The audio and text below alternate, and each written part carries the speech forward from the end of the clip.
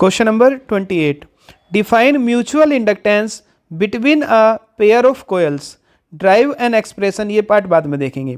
सबसे पहले डिफाइन करना है mutual inductance between a pair of coils. तो आपको म्यूचुअल इंडक्टेंस पता होना चाहिए होता क्या है। तो म्यूचुअल इंडक्टेंस क्या होता है, एक ऐसा फिनोमिना है जिसमें आप एक कोयल में करंट में चेंज करेंगे तो दूसरी कोयल के जो ईएमएफ है वो इंड्यूस हो जाएगा due to change in magnetic flux. तो दोबारा समझ लो, अगर हम दो कोयल को पास पास रखें, एक में चेंजेबल करंट पास कराएं, करंट को चेंज करें, तो दूसरी के मैग्नेटिक फ्लक्स में चेंज होने की वजह से उसमें एक ईएमएफ इंड्यूस हो जाएगा। इस फिनोमिना को बोलते हैं हम म्यूचुअल इंडक्शन। क्या बोलते हैं? Mutual induction. अब आपको म्यूचुअल इंडक्टेंस को डिफाइन करना है दो कोयल्स के लिए। तो आपको क्या डिफाइन करना है? सबसे पहले आप देखेंगे कि जो आप देखेंगे कि फ्लक्स में किसकी में चेंज हो रहा है, तो आप कहेंगे सेकंड वाले के फ्लक्स में चेंज हो रहा है। तो फ्लक्स लिंकेज जो डायरेक्टली प्रोपोर्शनल आ जाएगा पहले वाली में करंट के। ठीक है, means N2 phi2 equals to एक कांस्टेंट आ जाएगा MI1। इस M को ही बोलते हैं हम क्या? Mutual induction. क्या बोलते हैं M को? Mutual induction. तो M है आपका म्यूचुअल इंडक्शन। और जो ये म्यूचुअल इंडक्शन है इसकी वैल्यू होती है N2 phi2 अपॉन I1। ठीक है, अब आपने एक फॉर्मूला पढ़ा होगा E equals to minus N D phi upon D T, या आप एन तो आ चुका, आप लिखेंगे minus D phi upon D T. ठीक है, E equals to minus D phi upon D T. अब आपको वैल्यू रखनी है minus D upon D T और फाई की वैल्यू यहां पर रखनी है, क्या आएगी? M I1 अपॉन, यहां से वैल्यू निकालिए phi2 की, फाई की वैल्यू कितनी आएगी? MI1 upon N2। तो MI1 अपॉन N2, तो इसको बाहर हम निकाल लेंगे। M कांस्टेंट है तो अंदर क्या बचेगा? N2 कांस्टेंट है, N2 को 1 मान लीजिए, फिलहाल यूनिट 1 मान लीजिए। तो क्या आएगा? माइनस M डी आई या D I one upon D T. तो E equals to minus M D I upon D T. यहां से M की वैल्यू निकालिए, minus E upon D I upon D T. तो अब आपको इसको डिफाइन करना है अगर म्यूचुअल इंडक्टेंस को, तो आप क्या लिखेंगे?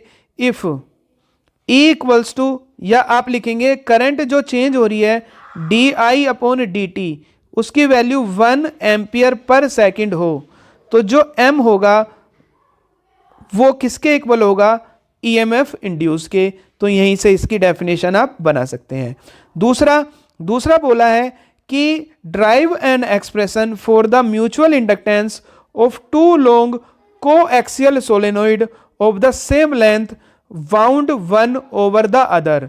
दो आपके पास लॉन्ग सोलेनोइड हैं, वो दोनों एक दूसरे पर वाउंड हैं। किस तरह से? आप देखिए डायग्राम।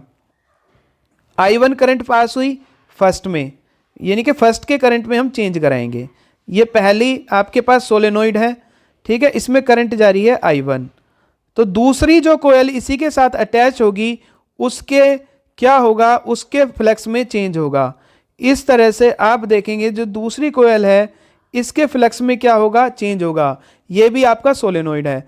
तो हमने कंसीडर किया दो लॉन्ग कोएक्सियल सोलेनोइड है S1 एंड S2, ग्रीन वाला S1 और आप देखेंगे कि जो ब्लैक है, ब्लैक वाला आपको दिखेगा यहां पर क्या है? S2 है, ग्रीन वाला S1। तो अब यहां पर आपको क्या लिखना है? देखिए इसमें सोलेनोइड मान लिया, L दोनों की लेंथ है जो कि सेम है, उसके बाद L सेम लेंथ हो गई और दोनों की रेडियस R1, छोटे वाले की S1 की रेडियस R1 और S2 की रेडियस आपके पास R2 है, और इस वाली में नंबर ऑफ टर्न्स N1 है और बड़े वाली में नंबर ऑफ टर्न्स N2 है। ठीक है, तो अब हम क्या करेंगे? आपने पढ़ा होगा कि जो सोलेनोइड होता है, सोलेनोइड में जब हमने एक सोलेनोइड में करंट पास कराएंगे तो दूसरे के फ्लक्स में क्या होगा? चेंज होगा। दूसरी के फ्लक्स में चेंज होगा तो दूसरी में जो मैग्नेटिक फील्ड बनेगा B2 कितना होगा? Mu naught N2 I2। ये कहां से आया? सोलेनोइड का फॉर्मूला होता है मैग्नेटिक फील्ड का B equals to mu naught N I, जहां वेयर N2 की वैल्यू है नंबर ऑफ टर्न्स पर यूनिट लेंथ। ठीक है, नंबर ऑफ टर्न्स पर यूनिट लेंथ। तो जो लिंक होगा हम सोलेनोइड में मैग्नेटिक फ्लक्स वो निकाल लेंगे फाई। फाई की वैल्यू क्या होगी N1। किस में लिंक हो रहा है, पहले वाली कोयल में, मतलब हम दूसरे में करंट पास करा रहे हैं। जो S2 है उसमें वेरिएबल करंट पास करा रहे हैं, वेरिएबल करंट। और S1 के जो फ्लक्स है उसमें क्या हो रहा है, चेंज हो रहा है। तो S1 फ्लक्स में चेंज हो रहा है तो मींस फाई कितना आएगा S1 में, उसकी वैल्यू निकालेंगे, 1 में निकालनी है फाई 1 N1 किसके कारण, दूसरे के मैग्नेटिक फील्ड के कारण, इनटू एरिया। ये तो फॉर्मूला होता है फाई का, फाई इक्वल्स टू बी ए, और नंबर ऑफ टर्न्स n है तो n बी ए। तो N1 B2 की वैल्यू अभी निकाली, mu naught N2 I2 into ए। तो ये वैल्यू आ गई आपके पास फाई की।